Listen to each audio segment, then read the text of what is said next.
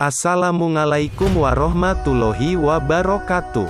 Selamat datang pada aksi nyata perencanaan pembelajaran SD Paket A yang disusun oleh Panggi Margo Santosa. Mari kita memodifikasi modul ajar bersama-sama. Modul ajar adalah bagian dari perencanaan pembelajaran yang disusun berdasarkan fase atau tahap perkembangan murid. Modul ajar adalah salah satu bentuk perencanaan pembelajaran pada kurikulum Merdeka. Hal ini seperti halnya RPP pada kurikulum 13.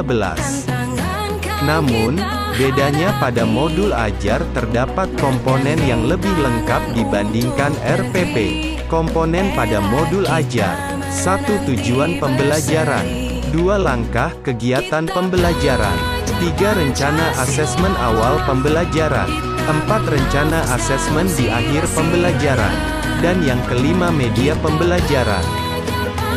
Prinsip-prinsip menyusun modul ajar yang perlu diperhitungkan dalam penyusunan modul ajar. Pertama, karakteristik, kompetensi dan minat peserta didik di setiap fase.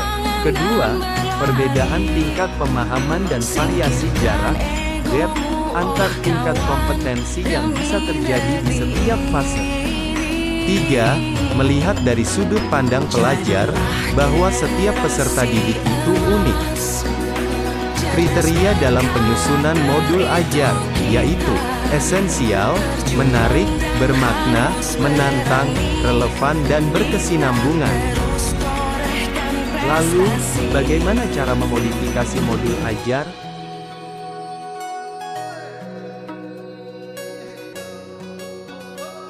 Pertama, menganalisis kondisi dan kebutuhan peserta didik dari satuan pendidikan. Kedua, mengidentifikasi dan menentukan dimensi profil pelajar Pancasila. Ketiga, menentukan alur tujuan pembelajaran yang akan dikembangkan menjadi modul ajar. Keempat, menyusun modul ajar berdasarkan komponen yang tersedia. Yang terakhir, melaksanakan pembelajaran dan melakukan tindak lanjut. Komponen modul ajar. Yang pertama, guru dalam satuan pendidikan diberi kebebasan untuk mengembangkan modul ajar sesuai dengan konteks lingkungan dan kebutuhan belajar peserta didik. Yang kedua, modul ajar dilengkapi dengan komponen yang menjadi dasar dalam proses penyusunan.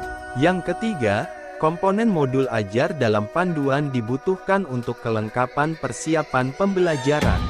Dan yang keempat, komponen modul ajar bisa ditambahkan sesuai dengan mata pelajaran dan kebutuhan. Yuk mari ikuti aksi nyataku.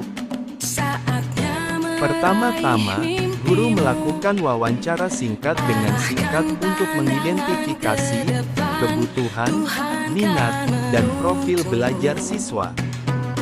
Langkah selanjutnya, setelah mengidentifikasi kebutuhan, minat, dan profil belajar siswa, guru selanjutnya membuat dan merencanakan modul ajar yang sesuai dengan karakteristik siswa.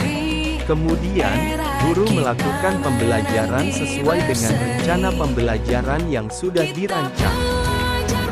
Inilah modul ajar saya.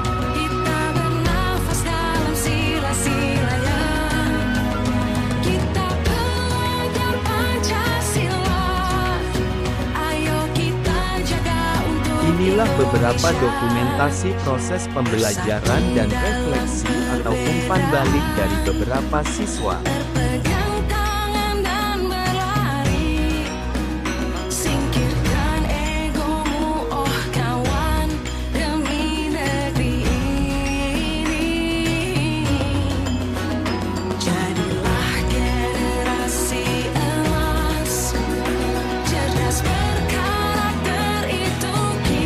Kesimpulannya, modul yang baik memang harus menyesuaikan kondisi kelas. Setiap kelas tidak semata sama dengan modul yang diterapkan pada kelas lain. Dari materi perencanaan pembelajaran ini saya memperoleh berbagai macam pengalaman. dan pengetahuan tentang bagaimana merancang pembelajaran yang baik dan benar sesuai dengan kebutuhan kelas. Matur thank you, bye bye.